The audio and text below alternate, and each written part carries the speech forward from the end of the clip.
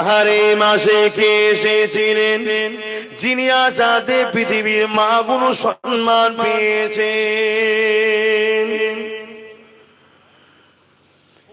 এ যুবকেরা, এই মাসে কে এসেছেন? আল্লাহ পাকের ফেরেশতা জিবরাইল সাল্লাম এসে আম্মা আমিনাকে বলেছিল, ও আমিনা তোমার গর্ভে কে আছে জানো মা? আম্মা আমিনা বলেছিলেন, না জানি না। হযরত জিবরাইল জানিয়ে দিয়েছিলেন, এ আমিনা রে, তোমার গর্ভে সাইয়্যিদুল মুরসালিন রাহমাতাল লিল আলামিন আল্লাহর দোস্ত রয়েছে। এ আমিনা, যিনি না হলে আল্লাহ তোমাকে বানাতো না, আমি জিবরাইলকে বানাতো না, মিকাইলকে বানাতো না, ইসরাফিলকে বানাতো না, আজরাইলকে বানাতো না, আরশ বানাতো না, কুরসি বানাতো না, জান্নাত বানাতো না, এ আমিনা কায়নাতকে বানাতো না। আল্লাহ তো তিনি গোপন ছিলেন, নিজেকে প্রকাশ যখন করতে চেয়েছিল, এ আমিনা, ওই সময় আমার আল্লাহ সর্বপ্রথম বলেছিলেন কুন হো যা, ফাকুন হো গিয়ে একটা নূর হয়েছিল। ওই নূরের নাম আল্লাহ দিয়েছিল মুহাম্মদ। ওই মুহাম্মদকে আল্লাহ বলেছিল আমার দোস্ত, যিনি আখিরি জামানার নবী। ও আমিনা, তিনি তোমার গর্ভে রয়েছে। আরে কত সম্মানিত নেতা, কি শাইশা, কি বাদশা আমার রাসূলকে আল্লাহ করেছে। তিনি শুধু যে মানুষের জন্য নবী তা নয়, আসমানেরও নবী, জমিনেরও নবী, গাছপালা সবার নেতা ছিল, আকাশের চাঁদেরও নবী।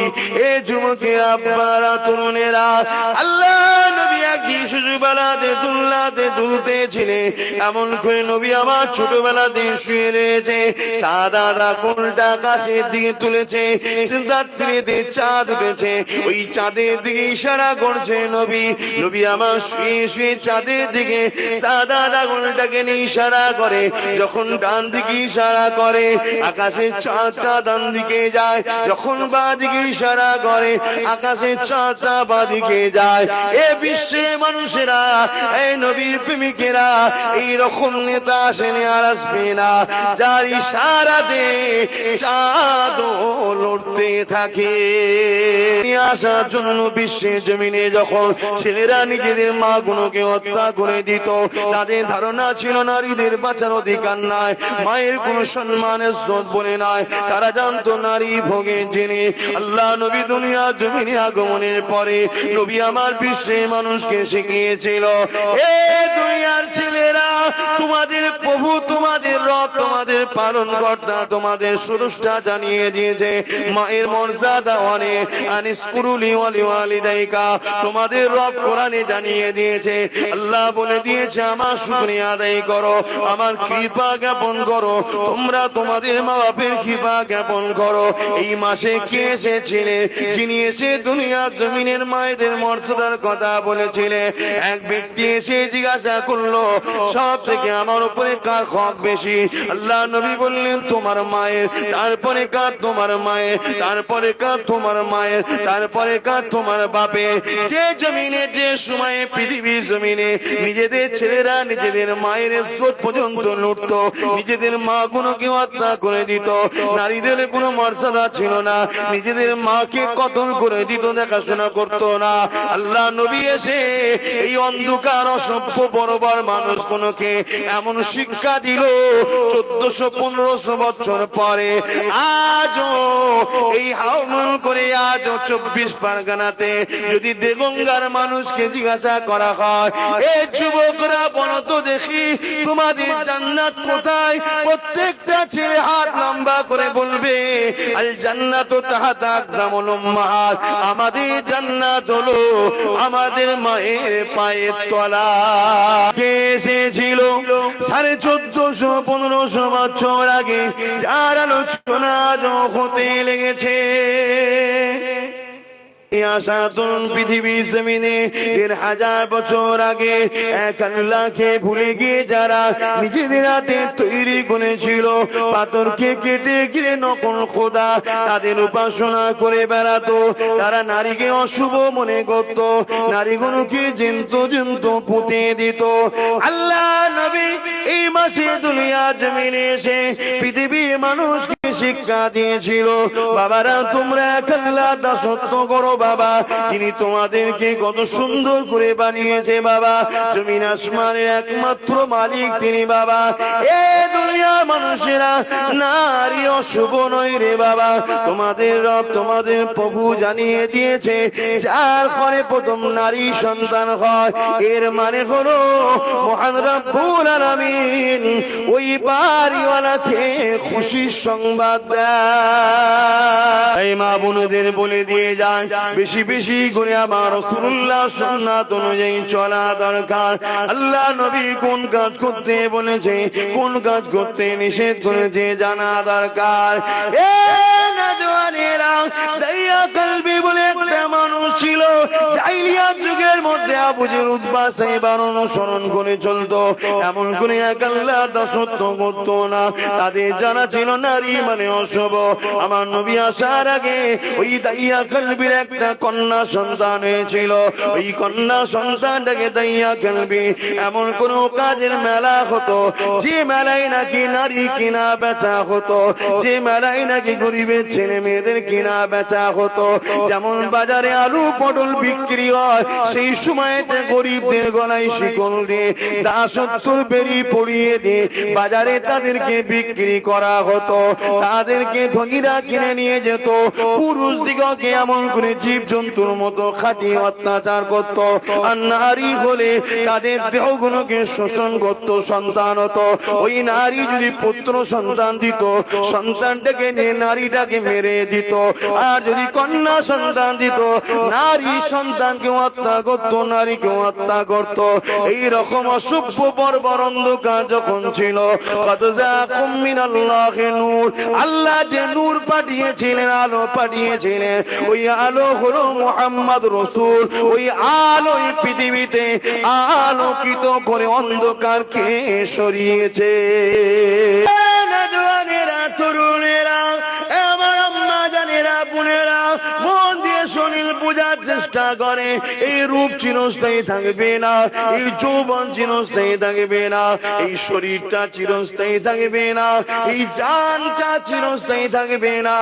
একদিন না একদিন চলে যেতে হবে। সে দেশের পিএম হোক, রাজ্যের সিএম হোক, আমেরিকার স্বরাষ্ট্রমন্ত্রী হোক, যেই হোক না কেন সবাইকে যেতে হবে। কেননা দুনিয়া চিরাচরিত নিয়ম এটা, তাই চলে যেতে হবে তোমার রবের দিকে। সেই দিন তোমার কাছে হিসাবটা নেবে। বিশেষ করে মা বোনদেরকে আজকে বলে দিয়ে যায়, এই পৃথিবীর জমিনে যেদিন নারীগুলোকে জ্যান্ত হত্যা করে দেয়া হতো, আল্লাহ নবী সেই নারীগুলোর অধিকারের জন্য লড়াই করতে গিয়ে আল্লাহ নবীর জীবনে এমনও দিন গেছে, নবী আমার ঘর থেকে ছেড়ে দিয়ে পাহাড়ে গিয়ে বন্দী থাকতে হয়েছে, গাছের পাতা ফলমূল খেয়ে জীবন ধারণ করতে হয়েছে। আল্লাহ নবী নারীদের কথা বলতে গিয়ে এমনও দিন গেছে, আল্লাহ নবী কাবার জমিনেতে রক্তাক্ত হয়ে পড়ে থাকতে হয়েছে। আল্লাহ নবী না সত্য কথা বলতে গিয়ে এমনও দিন গেছে, নবী আমার যখন তায়েফের জমিনে যায়, তায়েফের মক্কা জমিনের লিডাররা তায়েফের লিডারদের ঘরে জানিয়ে দেয়, এ তায়েফের লিডারেরা, এ তায়েফের নেতারা, শুনে রেখে দাও, জেনে রেখে দাও, মুহাম্মদ যেতে লেগেছে তোমাদের তায়েফের জমিনে। মুহাম্মদ যা বলে অবশ্যই সত্য কথা বলে, কিন্তু মুহাম্মাদের কথা মেনে নিলে বেইনসাফি করা যাবে না। মুহাম্মাদের কথা মেনে নিলে এক আল্লাহ ছাড়া অন্য কারো দাসত্ব করা যাবে না। মুহাম্মাদের কথা মেনে নিলে গরিবদের উপরে জুলুম করা যাবে না। মুহাম্মাদের কথা মেনে নিলে মালেতে কম দেওয়া যাবে না। মুহাম্মাদের কথা মেনে নিলে নারীদের ঘরে ভোগের পাত্রী বানানো যাবে না। মুহাম্মাদের কথা মেনে নিলে বড়দেরকে সম্মান দিতে হবে। মুহাম্মাদের কথা মেনে নিলে দেশকে ভালোবাসতে হবে। মুহাম্মাদের কথা মেনে নিলে এতিমদেরকে আশ্রয় দিতে হবে। তাই তায়েফের জমিনের মানুষেরা মুহাম্মদ যা বলে সত্য বলে, কিন্তু তার কথা মেনে নিলে আমাদের যে 2 নম্বরই ধান্দা, এই ধান্দাটা কিন্তু বন্ধ হয়ে যাবে। তাহলে তখন তারা জানতো না যে নবী সত্য। আবু জেহেল জানতো না, উতবা সাইবা আবু লাহাব, তাহলে মানছে না কেন? শুধু 2 নম্বরই ধান্দা, মস্তানি, গুন্ডাগিরি, ঝেড়ে খাওয়া, লুটে খাওয়া, মেরে খাওয়া বন্ধ হয়ে যাবে। তখনকার আবু জেহেলের থেকে এখনকার কিছু আবু জেহেল আছে আরো চিটিংবাজ। এখন মুখে বলে মানি, আবার রসুলের বিরুদ্ধে কাজ করে। আর তখন কম বক্তা গুলো বলতো মানি না, তাই বিরুদ্ধে কাজ করতো। এখন বলে মানি, আবার শয়তানি আছে না না। মানে বাজারের ভেতর দিয়ে যাই দোকান কাটা গুলো, এক কান কাটা হলে এক সাইড দিয়ে যায় যাতে দেখতে না পায়। আর যা দোকান কাটা দেখবে সে বাজারের ভেতর দিয়ে আবার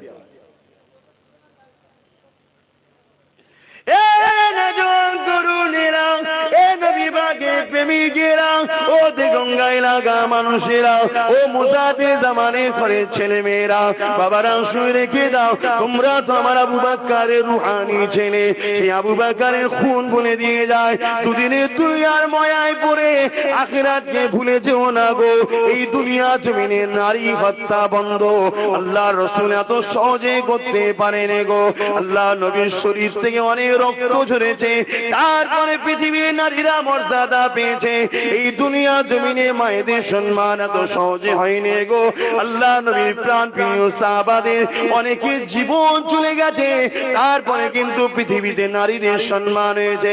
এই পৃথিবীর জমিনে চুরি ডাকাতি সন্ত্রাসী জেনা ব্যভিচারী সুদ খোঁজ বদমাইশি জুলুমবাজি করা এত সহজে বন্ধ হয়নি গো।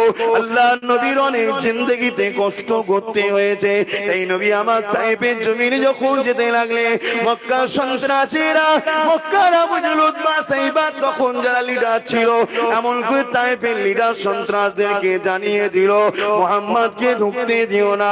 কেন মুহাম্মাদের সোবতে বসে একবার যদি কেউ মুহাম্মাদের কথাকে শোনে, সঙ্গে সঙ্গে সে মুহাম্মাদের প্রেমিক হয়ে যায়।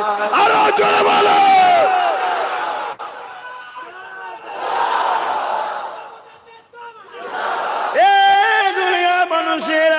এমন করে মক্কা জমিনে সন্ত্রাস বুঝে উতবা, মক্কা জমিনে তৎকালীন নেতারা তায়েফের জমিনের লিডারদেরকে জানিয়ে দিল মুহাম্মদকে রুখে দেওয়া যেন তায়েফে না ঢুকতে পারে।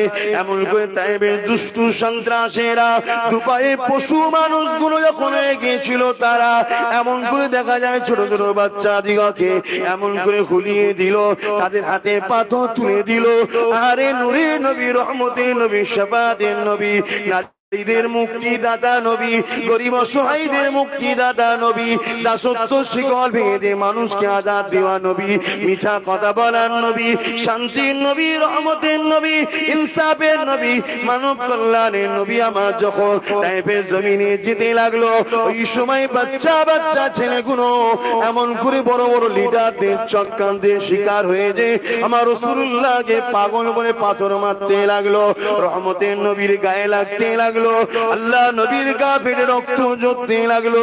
নবী আমার চোখের পানি ফেলে বলতে লেগেছে, এ তায়েফের বাচ্চারা, এ তায়েফবাসীরা, আমি মুহাম্মদ পাগল নয়, আমি তো তোমাদের ঘরে জাহান্নাম থেকে বাঁচাতে এসেছি। তোমরা দ্রুত জাহান্নামের দিকে যাচ্ছ, শয়তান তোমাদের ঘরে পথ ভ্রষ্ট করে দিয়েছে। আমার আল্লাহ আমাকে পাঠিয়েছে তোমাদের জন্য, ওমা আরসালনাকা ইল্লা রাহমাতাল লিল আলামিন করে তোমাদের জন্য। লাকাদ কানা লাকুম ফি রাসূলিল্লাহি উসওয়াতুন হাসানা, তোমাদের জন্য মডেল করে পাঠিয়েছে।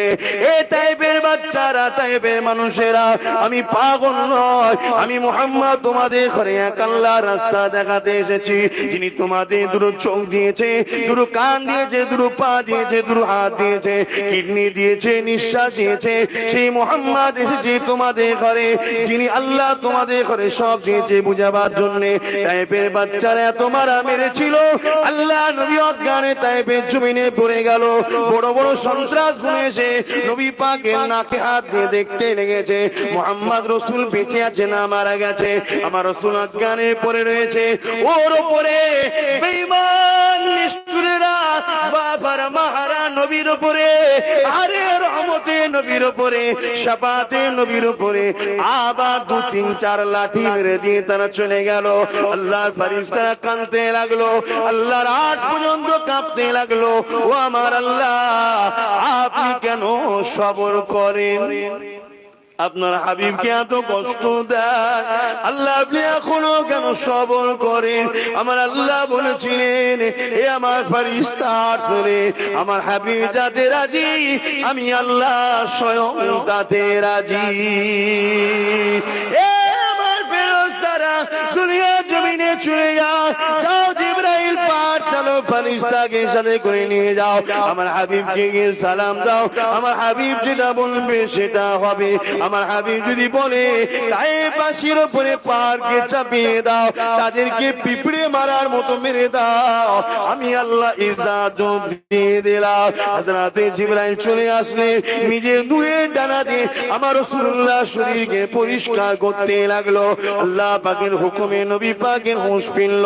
হযরত জিবরাইলকে দেখে আল্লাহ নবী বলেছিলেন, এ জিবরাইল কি খবর?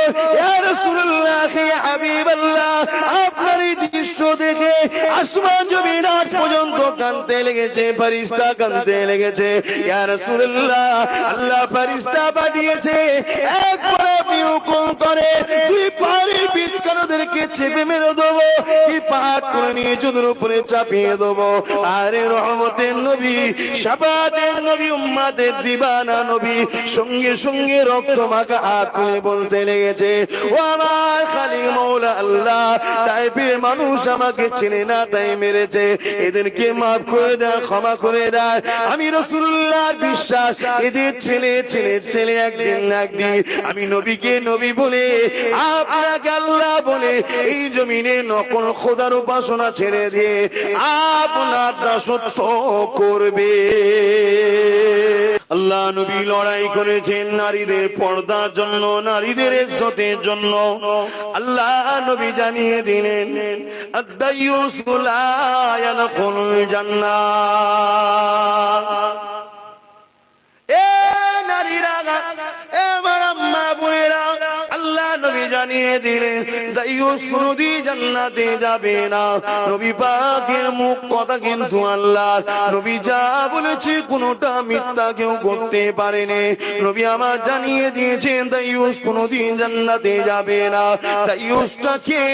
এ আমার মা বোনেরা, বেটিরা যারা কিনা বেপরদা হয়ে বাইরে বেরোয়, এমন করে পর পুরুষ বেগানা মানুষের কাছে বেপরদা হয়ে যায়, ওই নারীটা কোনো দায়্যুস, ও কোনদিন জান্নাতে যাবে না।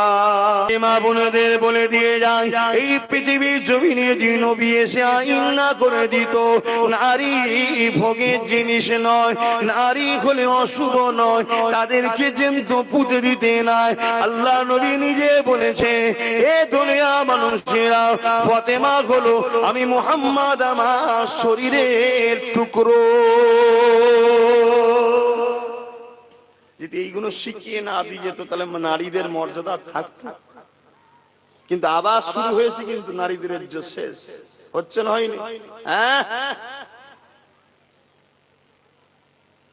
আরে দুনিয়া মানুষেরা, এ নবী পাকে প্রেমিকেরা, কে চাও তার আম্মা জাহান্নামে যাক, কে চাও তার স্ত্রী জাহান্নামে যাক, কে চাও তার বেটি জাহান্নামে যাক, কে চাও তার বোন জাহান্নামে যাক। যদি তোমরা না চাও, আমি কি করে চাইতে পারি? তুমি যদি আমার ভাই হও, তোমার আম্মা তো আমার আম্মা হয়। তুমি যদি আমার ভাই হও, তোমার বোন তো আমার বোন হয়। তাই শিক্ষা দিয়েছি ছেলে হিসাবে মায়েদেরকে, তাই শিক্ষা দিয়েছি ভাই হিসাবে বোনেদেরকে। পরিবর্তন হয়ে যায়। এই দুনিয়া আপনাকে লোভ দেবে, টোপ দেবে, 10,000 20,000 টাকা দেবে, বাইরে বার করাবার প্ল্যান করবে, বেপর্দা করার ষড়যন্ত্র করবে। তাদের প্রয়োজন হয় 1000 2000 করে টাকাও তোমার পিছনে খরচ করবে, তোমাকে বাইরে বার করতে চাইবে। তুমি বাইরে যেই বেরোবে, বেগানা পুরুষের লাইনে তোমায় দাঁড়াতে হবে, বেগানা পুরুষের পাশে তোমায় বসতে হবে, বেগানা পুরুষের দ্বারা তোমাকে ফর্ম ফিল আপ করাতে হবে, বেগানা পুরুষ তোমাকে বলবে ভাবি মুখটা দেখি। এইভাবে আস্তে আস্তে দুনিয়ার বুকে তোমাকে আল্লাহ থেকে সরিয়ে সরিয়ে শয়তানের কোলে তুলে দিবা। শয়তানের ছেলেরা চেষ্টা করছে এইভাবে দুনিয়া দুনিয়া তোমাকে আল্লাহর জান্নাত থেকে টেনে টেনে জাহান্নামের দিকে নিয়ে যাওয়ার চেষ্টা করছে। আমার মা বোনেরা, সংসারে যদি অভাব হয় মনে দুঃখ করে না গো।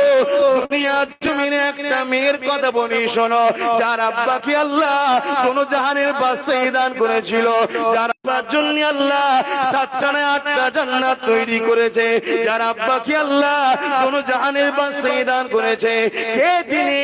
খাতুনে জান্নাত ফাতেমা। মা বোনেদেরকে বলে দিয়ে যায়, সংসারে যদি অভাব হয় সবর করুন, ধৈর্য ধরুন। আল্লাহ কাউকে অভাব নিয়ে পরীক্ষা করে, আল্লাহ কাউকে অভাব মিটিয়ে পরীক্ষা করে, আল্লাহ কাউকে গরিব করে পরীক্ষা করে, আল্লাহ কাউকে ধনী করে পরীক্ষা করে, আল্লাহ কাউকে সন্তান দিয়ে পরীক্ষা করে, আল্লাহ কারো সন্তান কেড়ে নিয়ে পরীক্ষা করে, আল্লাহ কাউকে সুস্থ রেখে পরীক্ষা করে, আল্লাহ কাউকে বিমার দিয়ে পরীক্ষা করে। এ যুবকেরা মন খারাপ করো না, আল্লাহ কাউকে হারিয়েও পরীক্ষা করে। মন খারাপ করো না, আল্লাহর পরীক্ষা হতে পারে, সবর করো। আল্লাহ আবার কাউকে জিতিয়েও পরীক্ষা করে। যদি জিতার পরে তুমি মস্তানি করো আর করো, সব আল্লাহ দেখছে না, দেখে না, এটা তোমার পরীক্ষায় ফেল।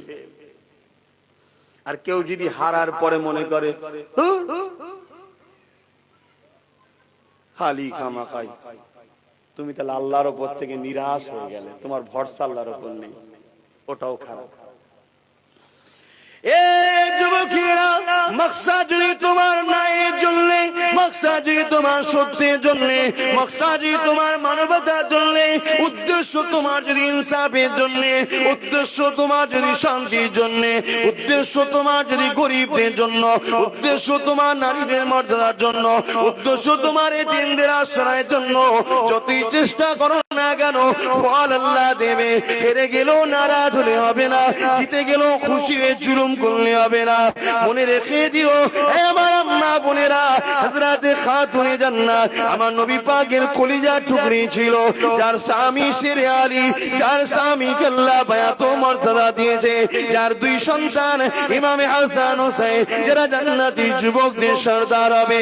সেই ঘরের একটা কথা বলি শোনো, এই আমার আম্মা বোনেরা, এইগুলো বলার উদ্দেশ্য হচ্ছে এটা, অভাব থাকলে এইগুলোকে মনে করে অন্তরে শান্তিটা দিয়ে দিও।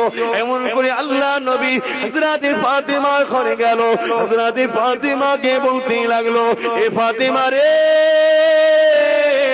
তোমার ঘরে কি কিছু খাবার আছে? হযরতে ফাতেমা বলেছিলেন, আব্বা জান আপনি বসুন, খাবারের কিছু ব্যবস্থা করে দিচ্ছি। হযরতে ফাতেমা এমন করে নামাজের মুসল্লাকে বিছিয়ে দিল, দুই কাজ সমাজ মাথায় করে নিয়ে আল্লাহ পাকের কাছে হাত তুলে বলতে লেগেছে, ও আমার আল্লাহ, আমি ফাতেমা 3 দিন খাওয়া হয়নি। কদিন? হাসান হুসাইনের 3 দিন খাওয়া হয়নি। কদিন? শেরে খুদারির 3 দিন খাওয়া হয়নি। কদিন? সারা দিন। তথাপিও তুমি যে আলে রেখেছো শুকরিয়া, কারণ আমরা তো তোমারই সৃষ্টি, তোমার সৃষ্টির জন্য যেটা ভালো তুমি সেটাই করেছো। আল্লাহ তোমার উপরে আমি নারাজ নয়, অখুশি নয়, যে আলে রেখেছো শুকরিয়া। কিন্তু আমার ঘরে এমন একজন মেহমান এসেছে, তিনি হলেন আখিরি জামানার নবী, আপনার দোস্ত আমার আব্বা জান, তিনিও 3 দিন খাইলে। কে? রাসূল। কেউ আছে 3 দিন খাই না? হ্যাঁ, সবার বাড়িতে খাবার আছে, তারপরেও যদি হুড়মুড় করে সব লাভ মারো, তাহলে দাজ্জাল জন বেরোবে, সব তো ভিখারি থাকবে, ভিখারি হবে দুনিয়া, তারপরে দাজ্জাল আসবে। আর দাজ্জালের চেলাগুলো এইগুলি তৈরি করছে, এসব কথা বললে তো আবার আমার অজে কই ব্যান্ড লিখে দেবে। আমি কিছু বললেই তো সমস্যা, কথা বুঝছেন না, বোঝেন না? সারা পৃথিবীতে এগুলো পরিকল্পনা তৈরি করা হচ্ছে দাজ্জালের প্রকাশ হওয়ার জন্য। এই পৃথিবীতে মানুষ একবেলা খেতে পাবে না, এত গরিব হয়ে যাবে, খুব দ্রুত, খুব দ্রুত হবে। আমার কথা মিলিয়ে নেবে যা, আলহামদুলিল্লাহ। আগে বলি কি মিলেছে না মেলেন ইনশাআল্লাহ, কারণ আমার কথা নয় তো, মুক্ত আমার আল্লাহ রাসূলের কথা। এই পৃথিবীতে একটা দিন আসবে, হাহাকার শুরু হয়ে যাবে, অভাব অনটন, চাষবাস, খরা দেখা দেবে। মানুষ খেতে পাবে না, দিশেহারা হয়ে যাবে। তখন বেরোবে দাজ্জাল, বেরিয়ে লোককে সোনা দেবে, হিরে দেবে, মতি দেবে। 1000 2000 যদি ঈমান বিক্রি করে ফেলো, তাও ঘরে ভাত আছে, খাবার আছে।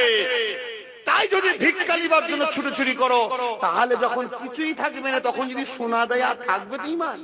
দাজ্জাল বলবে আমায় খোদা বল, আল্লাহ বল। এই শুনছেন না? এর সব কার পক্ষ থেকে হবে? সব আল্লাহর পরীক্ষা। পরীক্ষা। আমার রাসূল পাহাড়ে গিয়ে বন্দী, আবু জেহেল ঘিরে রেখেছে, গাছের পাতা ফলমূল খেচ্ছে কষ্ট করে। আল্লাহর বন্ধু কষ্ট করেছে, আব্বাস সিদ্দিকী কষ্ট করবে না, জান্নাত নেবে এমনি? এই কথা শুনছো না? শোনো না। কিছু ছেলের মন খারাপ হয়েছে শুনলাম, বিশাল কিছু করে ফেলেছে, কিচ্ছুই নেই। জীবনের শেষ নিঃশ্বাস পর্যন্ত তোমাকে সত্যের জন্য, ন্যায়ের জন্য লড়তে হবে। এটাই হলো তোমার ডিউটি। এজন্য আল্লাহ তোমায় পাঠিয়েছে। কথা বুঝে আসছে না? আসে না? তো দাজ্জাল তখন আসবে, তাহলে তখন কি হবে? আমার রাসূলও 3 দিন খায়নি, তথাপিও তারা আল্লাহর উপরে শুকরিয়া। রাসূল কেন 3 দিন খায়নি? তার তো অভাব নেই, তিনি বললি তো হয়ে যাবে। উম্মত যাতে ক্ষুধার্ত থাকে, এক বেলা যদি না খাওয়া হয়, হারাম খাওয়ার আগে যেন ভাবে, আহারে আমার নবী দিন শুকিয়েছিল, অতএব আমি ধৈর্য ধরবো। এই নবীকে দেখে তার অন্তরে শান্তি আসবে। জোরে বলুন সুবহানাল্লাহ। কিন্তু আফসোস করি হুজুর, আপনি তো সবই জানতেন, আপনি তো সবই জানতেন। আপনার উম্মতের মধ্যে এক শ্রেণীর উম্মত আছে, মানে এত থাকার পরও হারাম দেখলে হয় শুধু জিভ দিয়ে লাল পড়ে। আছে না? না, আল্লাহ অনেক দিয়েছে, তারপরও সহ্য হচ্ছে না, হারাম খারাপ।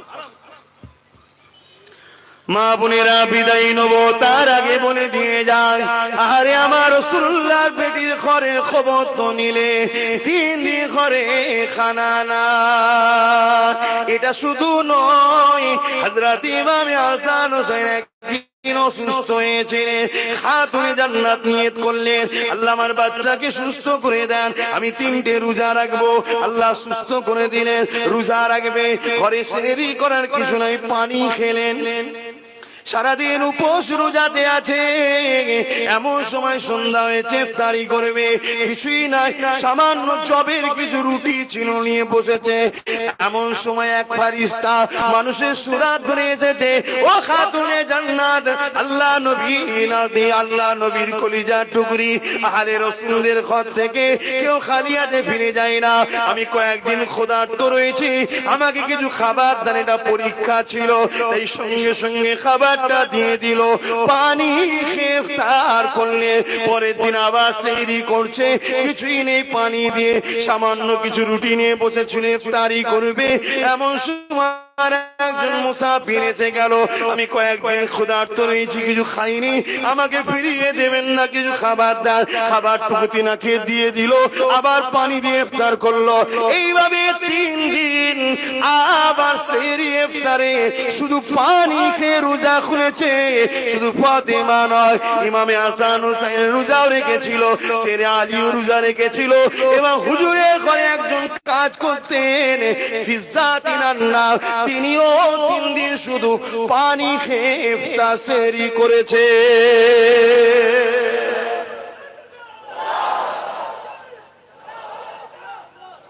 আমার মা বোনেরা, সামান্য অভাবে চলে যাবেন না।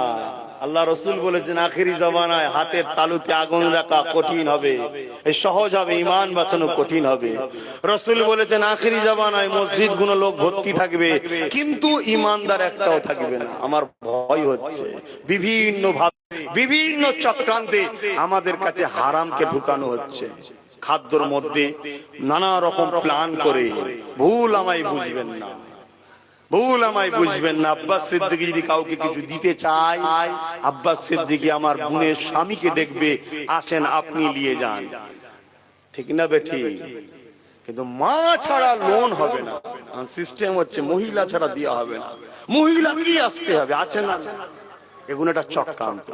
অন্য কে বেরোচ্ছে না বেরোচ্ছে ওটা নিয়ে আমি ভাবি না, ওটা নিয়ে আমি বুঝাতে এসিনি। ধর্মীয় মাহফিল আমাকে এনেছেন, যে প্রথমেই বিশ্বাস করে নিয়েছে আমি আল্লাহ মানি না, নবী মানি না, ইসলাম মানি না, কোরআন মানি না, তার নিয়ে আমার কথা বলার কোনো জায়গাই তো আর নেই। কারণ ইন্নাল মুশরিকিনা নাজাসুন, তার সম্বন্ধে আমার কোনো কিছু বলার নেই। কেন সে ইসলামের মধ্যে আসেনি? আপনি দাবি করছেন আমি মুহাম্মদ রাসূলকে মানি, আল্লাহকে মানি, আপনার দ্বারা এমন কিছু পাপ হয়ে যাবে, কোন চক্রান্তের শিকার হয়ে দেখা যাবে আপনি কারোর সঙ্গে পালিয়ে গেলেন, পেপারের হাইলাইটে উঠবে অমুকের পরিবার অমুকের সঙ্গে পালিয়েছে, নামটা বড় করে দেবে মুসলিম মেয়ে হওয়ার দরুন। অন্য কেউ হলে নাম ছোট করে দেয়। এটা সমাজে ঘটছে না ঘটে না? আমাদেরকে বেউজ্জতি করা ষড়যন্ত্র পৃথিবীতে চলছে না চলে না? তাই বলে গেলাম আমার মা বোনেরা, যদি জান্নাত চান দুনিয়ায় ত্যাগ স্বীকার করতে হবে।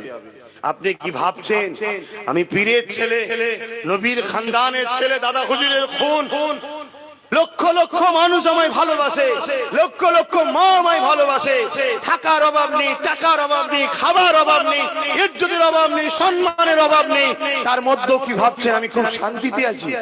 না, আমি কি জ্বালার মধ্যে আছি, আমি কি পেরেশানে আছি, আমি কি টেনশনে আছি, আমি কি বাধার মধ্যে আছি, আমি কি কষ্টের মধ্যে আছি, এটা আমি জানি, আমার মালিক জানে। এক একজনের এক এক দিকে অত্যাচার, এক একজন এক এক ভাবে সেদ্ধ হচ্ছে। আমি নিজে দেখেছিলাম মেজো হুজুর পীর কেবলা যখন হায়াতে ছিলেন, আমি হুজুরের কাছে খুব যেতাম, কেন ওনাকেই তো পেয়েছিলাম, বাকি সব ইন্তেকাল হয়ে গিয়েছিল, ওনাকেই আমি পেয়েছিলাম। তো 3 দিন ইসালে সাহাবে, এখান থেকে মনে হয় আপনারাও হবেন জানেন, ওই মসজিদ পর্যন্ত মনে হয় লাইন মুসাফা করা, দেখেছেন না দেখেন? ওরে বাপ রে বাপ, মুসাফা সবার হাতে নজরানা হাতিয়া, নজরানা দিয়া কি মুসাফা কর, নজরানা দিয়া কি সুন্নাত। শুধু পীর সাহেবকে নয়, মা বাপকে দিও, মা বাপকে দেবেন, মাঝে মাঝে কিছু কিছু দেবেন, তারা খুশি হবে। কি বলবে? আল্লাহ তো রুজিতে বরকত দিকে, এটাই তো বলবে নাকি? মায়ের দোয়া, বন্দুকের গুলি মিস হয়, মায়ের দোয়া মিস হয় না। জোরে বলেন সুবহানাল্লাহ। কোন দিন লেগে যাবে কাটাক করে দেখবেন আপনি বিরাট কিছু হয়ে গেছে। ধনী হতেই বারণ করছি না, কিন্তু ওমর ওসমান গানির মতো হন, লুট করে, চুরি করে, ডাকাতি করে, ছিনতাই করে, জোর জবরদস্তি দখল করে করবেন না। কথা বুঝে আসছে? সব জায়গা ঠান্ডা হয়েছে, আবারও ঠান্ডা হবে, শুধু সময়ের অপেক্ষা। আল্লাহ ছেড়ে দেয়, আল্লাহ ছাড় দেয়, ছেড়ে দেয় না। ছাড় দিয়েছে, সময় হবে সব টেনে নেবে। তো আমি যে কথা বলছিলাম, মেজো হুজুর পীর কেবলার ওখানে বসে যেতাম, দেখতাম লোক লাইন দিয়ে মুসাফা করছে, বস্তা বস্তা টাকা মুসা হচ্ছে, চলে যাচ্ছে, বস্তা বস্তা টাকা। আমি ভাবছিলাম বিরাট ব্যাপার। কিন্তু পরবর্তী সময় যখন এলেম আস্তে আস্তে বাড়তে লাগলো, পড়াশোনার জীবন তো এলেম আস্তে আস্তে বাড়তে লাগলো, তখন একটা ইতিহাস পড়লাম।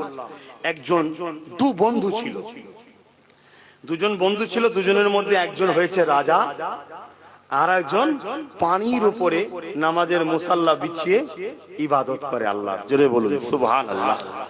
আল্লাহর ক্ষমতা আল্লাহ দিয়েছে না, তাই না? মানেন তো নাকি ভাই? এই দুনিয়ার নজরে দেখতে হবে না, অন্তরের নজরে দেখতে হবে। আল্লাহর ক্ষমতা আছে না নাই, বাস। এই যিনি রাজা হয়েছে, ওই যে বন্ধু পানিতে ইবাদত করছে, ইনি রোজ একটা খাদেমকে বলে, যা বাবা যে খাবারটা দিয়ে আসো। আর যখনই খাবার দিতে যাবে নদীর ধারে এসে বলে, আল্লাহ তোমার মাহবুবের জন্য খানা লিখেছি, আমার জন্য যাওয়ার ব্যবস্থা করে দাও। এই আম মানুষ হওয়ার পরও ওলির দরবারে যাই বলে আল্লাহকে পানির উপর দিয়ে হাঁটার ক্ষমতা দেয়। জোরে বলুন সুবহানাল্লাহ। আল্লাহ ওলিদের সাথে থাকলে বা তাদের কাছে গেলে লাভ আছে না নাই? আর এখন তো বাপ লাভ দূরের কথা, নিজের দুনিয়াবি লাভের স্বার্থে ওলির গোষ্ঠী সমেত তুলে গাল দিচ্ছে। আমাকে কম গাল দিচ্ছে নাকি মুসলমান? ওরে আল্লাহ, আমি দেখলাম না কোনো অমুসলিম আমার বিরোধী করছে। এই রিসেন্ট একটা ভিডিও কি কেটে ওই কিছু মাথা গরম হয়েছে, কিছু লোকেদের সব উল্টুল পাল্টা বকছে। আরে কাকে কি বলেছি তোমার গায়ে লাগছে? তথাপিও ওটাকে আমার বলা উচিত নয়, সেটাও একটা আমার রানিং মাথায় মনে দুঃখ লেগেছিল বলে ফেলেছিলাম। কথা বুঝে, কিন্তু কোনো ব্যক্তি ধর্ম পার্সন বলিনি, জানে না, হয়তো আপনাদের কাছে খবর এসছে। তাদের মুখে কিন্তু আজকে কথা নেই। ত্রিপুরায় মসজিদের উপরে হামলা হচ্ছে, মানুষের উপর জুলুম হচ্ছে, আর মুখে কথা নেই। আমার ভারতে আজ প্রায় 10, 12, 15 বছর ধরে আমার ভারতে হাজার হাজার মুসলিম পরিবারকে, মুসলমানকে কিভাবে প্রকাশ্য কতল করছে, কোনো বিচার নেই, কথা নেই কারো মুখে। কথা বুঝে আসছে?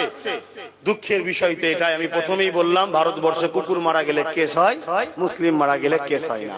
কেন? আমাদের ইজ্জতটা কারণ নজরে কুকুরের থেকেও খারাপ। তাই তো সে বলেছিল কুকুরের বাচ্চা যদি গাড়ির তলায় চলে আসে, গুজরাটের সময় বলেছিল, ভুলে গেছেন কি জানি না। এরপরও আবার বললে তো আমাকে তার সাথেই আপনারা জুড়ে দিচ্ছেন। আবার এরকম কিছু লোক আছে, যা পারেন করেন, সব ময়দানে মাসরে বুঝা পড়া হবে। যাক, আমি যে কথা বলছিলাম, কি কথা বলতে কি চলে গেলাম?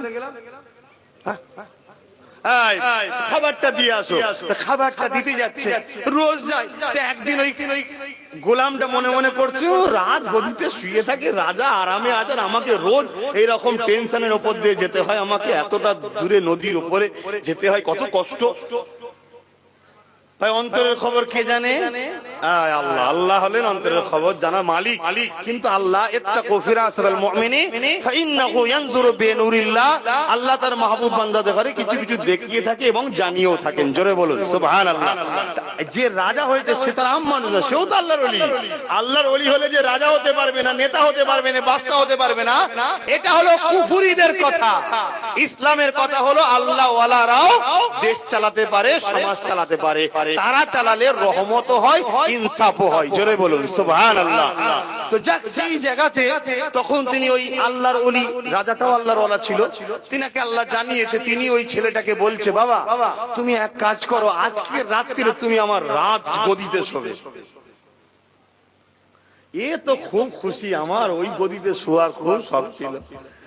ছিঁড়া খাতায় শুয়ে থাকে ভাই, রাজ গদি, রাজার গদি। আর রাজাকে কিছু ফর্মালিটি পালন করার জন্য করতে হয়, শরীয়তে জায়েজ আছে, পরে আমি আলোচনা করবো, এগুলো জায়েজ আছে শরীয়তে। তো সেই জন্য তো রাজগদিতে শুয়েছে, ভালো তারে গোসল টোসল করেছে, সেন্ট মেখে, আতর টাতর, সেন্ট বলতে আতর মেখে এসে শুয়েছে। আজকে খুব আরামে ঘুমাবে। রাজা মুজা এসেছে, রাজাকে দেখু দাঁড়াতে গেছে, রাজা বলছে উঠতে হবে না, সৌ সে দেখো পাঁচ বালিশ বিশাল বড় বড় সব রাজাদের ব্যাপার জানেন তো, এগুলো ফর্মালিটি করতে হয় সমাজকে, অনেক পরে আলোচনা হবে। এই শুয়ার পরে শুধু রাজা কানে কানে বলছে, আমি একটা কথা বলবো, লড়লে দু টুকরো করে দেবো। কথাটা শোনার পরে যদি লড়িস, দু টুকরো করে দেবো, ফজর পর্যন্ত তোকে এখানেই থাকতে হবে। কি কথা? ওপর দিকে তাকিয়ে দেখ, ওপর দিকে তাকিয়ে দেখছে একটা ধারালো তরোয়াল একটা সরু সুতোতে ঝুলঝোর বুকে সোজা। বলে রাজা চলে গেছে। ভাই ও শুয়ে শুয়ে কি ভাবছে? ভাই ঘুম হবে? আপনাদের কারো হবে? ও তো ভাবছে আল্লাহ আমার ছিঁড়া কাটাই ভালো ছিল, কমসে কম নাক ডেকে ঘুমটা হতো। কি পরের দিন ফজরের সময় হয়েছে, ও চলে এসছে, রাজাও নামাজ পড়েছে, নামাজ পড়ার পর বলে বসেছে, কি গো বাবা তোমার তো খুব বড় বড় কথা বলছিলে, তো বলো কেমন ঘুম হলো? বলছে রাজা মশাই আমায় মাফ করে দেন, কিন্তু আমি বুঝলাম না আপনি কি বুঝাতে চেয়েছেন। রাজা মশাই বলছে, বাবা আমি রাজা হতে পারি, আরামের গদিতে শুতে পারি, ওই তরোয়ালের থেকেও বেশি ভয় আল্লাহর আমার অন্তরে আছে, আমি ঘুমাতে পারি না সেই ভয়ে। জোরে বলুন সুবহানাল্লাহ। আমার কোন প্রজার সাথে বেইনসাফি না হয়ে যায়, আমার রাজ্যে কারোর উপরে জুলুম না হয়ে যায়, আমি কারো না ক্ষতি করে দিই, আমার কোন প্রজা না ক্ষুধার্ত না রয়ে যায়, এই যে ভয়, এই ভয়ে আমার ঘুম হয়নি রে বাবা, তুই কি বুঝবি? তো বোঝাতে চাইছে এটাই, দুনিয়ায় আমিও দেখেছিলাম যে এত টাকা, কিন্তু টাকা দুনিয়া দেখছে, দিকে নেই, পকেট থেকে যে যখন খুশি বার করছে, যখন খুশি ঢুকাচ্ছে, দুনিয়ায় সব আছে, মেজে হুজুর উনি ওনার চিন্তায় আছে, আল্লাহ আল্লাহ আল্লাহ। কথা বুঝে আসছে? অতএব এক একজনের এক এক রকম জ্বালা কষ্ট টেনশন সবাইকে আল্লাহ পরীক্ষা করে। তা আমি এই ঘরের ছেলে হিসাবে হয়তো অন্য দিক দিয়ে আল্লাহ আমাকে অনেক কিছু লোকের সমাজে বরকত দিয়েছে, বাড়িয়ে রেখেছে, হয়তো কোনো একটা পরীক্ষার মধ্যে, জুলুমের মধ্যে, অত্যাচারের মধ্যে আমিও রয়েছি, আমিও যে সুখী আছি এটা ভেবো না। কেন এই দুনিয়া হলো, অনেক লোক জেলের কথা বলে, হুজুর আমাকে জেলে ধরলি যায়, মুমিনের আবার জেলের ভয়। আল্লাহ রাসূল কি বলেছেন? আদ-দুনিয়াউ সিদরুল মুমিনিন, মুমিনদের জন্য এই দুনিয়াটাই হলো জেলখানা। জোরে বলুন সুবহানাল্লাহ। আমরা তো জেলখানায় আছি, আমাদের ঘরে লোক গালি দেবে, মারবে, কেস দেবে, আমাদের অধিকার থেকে বঞ্চিত করবে, আমাদের ঘরে লোক এক চোখে করে দেখবে, হচ্ছে না হয় না, সব জায়গায় আমাদের উপরে জুলুম, ঠিক না বেঠিক? তো ভাইরা আমার, মন খারাপ করবেন না, আমার মা বোনদের উদ্দেশ্য করে বলে যায়, লোভে পাপ, পাপে মৃত্যু দুটো রাস্তা, একটা রহমানের, একটা শয়তানের।